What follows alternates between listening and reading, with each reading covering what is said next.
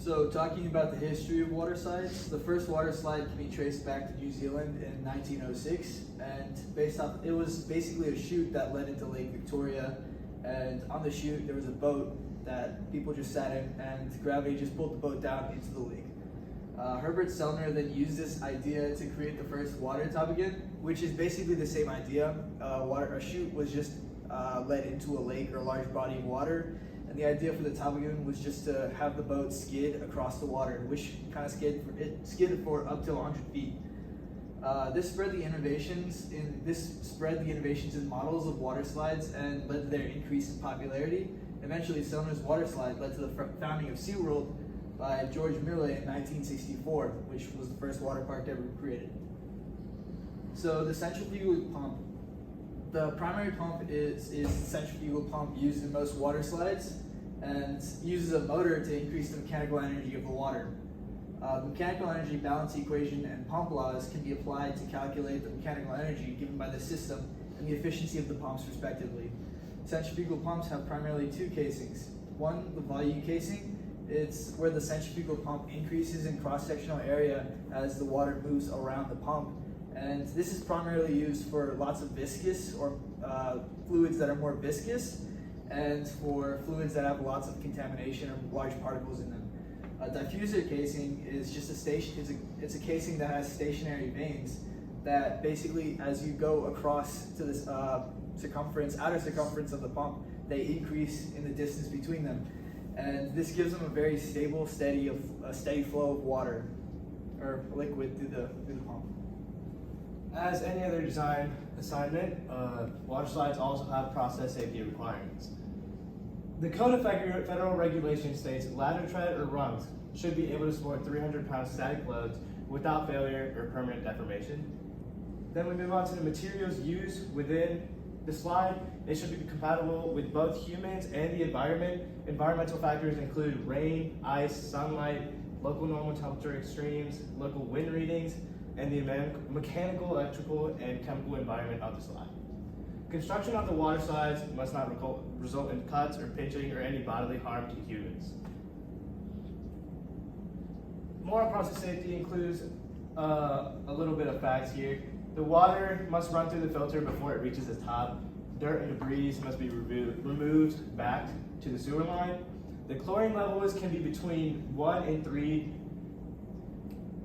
milligrams per liter, and anything above 3 is considered hazardous to humans. The shock doses for after 20 milligrams per liter are safe. Lifeguards are also needed at water slides to protect and ensure safety. They prevent overlap of riders at one time, and they also prevent drowning at entrances to the pool. So the background and industry relevance, essentially why we chose to do this problem. So water slides are very common all around the world. There's plenty of water parks in multiple countries all over, but people don't necessarily know the basic physics or fluid dynamics or even safety precautions when going to a water park. So water slides can be very dangerous. The water's moving very quickly, you're moving very quickly, and most people don't understand the basics of how a water slide will work. So this project aims to explain those aspects of a water slide, the physics, and also the safety precautions just for the general public so people can avoid injuries, lawsuits, and just general maluse of water slides. Okay, how a water slide works. So the main problem that you have to solve with a water slide is being able to get water from the bottom or the pool back up to the top or the top of the slide where people would enter the ride. You need water on the slide because it reduces the amount of friction on the slide, so it's very essential to the actual slide in motion down a slide. So the way that you do this most commonly for water slides is a centrifugal pump. The way this works is the motor turns the propellers, which in turn pushes the water and gives it the mechanical energy and the beginning of the velocity for it to move in the vertical direction against gravity. Slides do rely on gravity for the water to go down. However, the pressure differences of the pump will also allow for the water to already be moving at the top of the slide. So this is a little model of the background of how a water slide works. So in here you can see both the top of the slide, the turns, and then the pool at the water, or the pool at the bottom. You can also see that there's a filtration system, which we'll discuss more in the safety regulations, and then the pipe that leads all the way back to the top of the slide. So for our problem descriptions, we had 3 different problems that we looked at. Our first problem is more of a general example. It reads, water flows through the pipe at the rate of 30 liters per second. The absolute pressure at point A is 200 kilopascals, and point B at 8 meters higher than point A. The lower section of the pipe has a diameter of 16 centimeters, and the upper section narrows to a diameter of 10 centimeters. Find the velocities at the steam points A and B. So we looked at this problem because it's sort of just a general example of differing heights and differing pressure differences in a pipe with changing diameters. So this is similar to a water slide because at the bottom where the pump would be, the diameter is going to be a lot larger than it's going to be at the top of a water slide, just because the water flow coming out onto the slide is going to be smaller so that we don't overfill the slide with water. It's also a good way to look at a water slide because of the changing heights. Obviously, water from the pump that's underground is going to be pumped all the way up to the top of the slide. Lower pressure at the top of the water slide is also something that's looked at just because of gravitational pull at the bottom. The pressure is going to be a lot higher. The exit of the pipe at the top of the water slide is also going to have lower pressure because it's going into the atmosphere.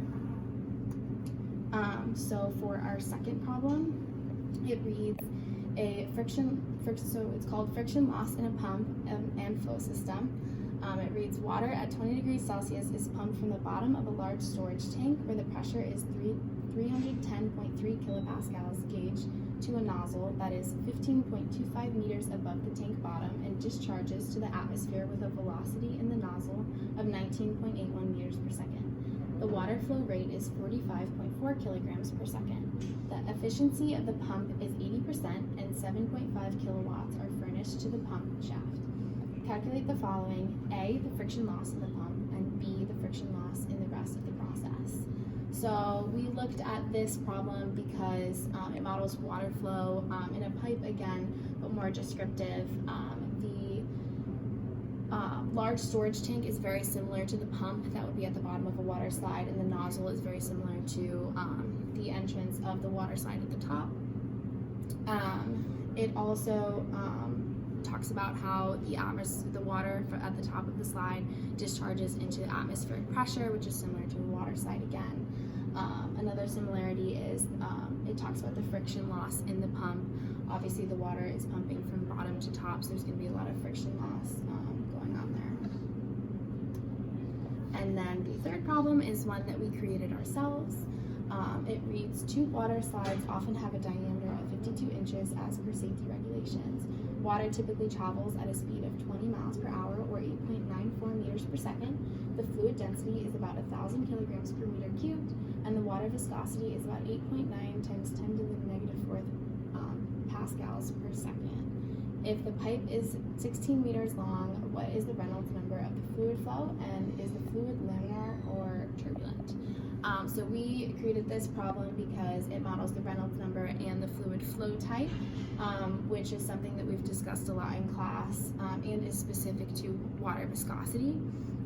It also does talk about dynamic water viscosity, which is something that would be looked at in a water slide with multiple turns, which is something that we modeled in our project.